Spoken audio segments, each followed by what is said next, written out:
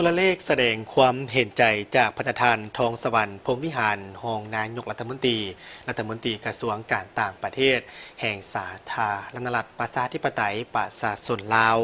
ต่อเหตุการณ์ความเสียหายที่เกิดจากเหตุการณ์ภัยพิบัติทางธรรมชาติอยู่ที่เมืองราซูวาและเมืองนูวากตสาธารณรัฐประชาธิปไตยสหพันธ์เนปาลในวันที่26สิงหาคม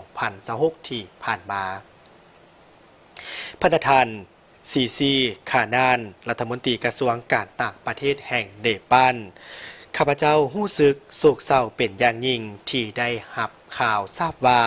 เกี่ยวกับความเสียหายที่เกิดจากเหตุการณ์ภัยพิบัติทางธรรมชาติอยู่ที่เมืองราซูวาและเมืองนูวากตแห่งสาธารณรัฐประชาธิปไตยสหพันธ์เนปาลในวันที่26สิงหาคม2026ที่ผ่านมาซึ่งได้สร้างความเสียหายต่อกับชีวิตและทรัพย์สินของประชาชนเนปาลเป็นจำนวนหลวงหลายที่ดำรงชีวิตอยู่ในขงเขตดังกล่าว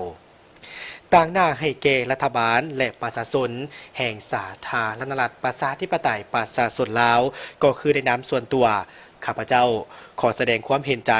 และเศร้าสลดใจเป็นอย่างยิ่งมายังพันธทานและผ่านพันธทานไปยังรัฐบาลและประชาชนแห่งสาธารณรัฐประชาธิปไตยสหพันธ์เนปาลโดยเฉพาะก็เป็นครอบครัวผู้ถือขอให้และผู้ที่ได้รับผลกระทบจากภัยพิบัติในครั้งนี้ข้าพเจ้าเชื่อมั่นว่าภายใต้การนำพาและเอาใจใส่อย่างเต็มส่วน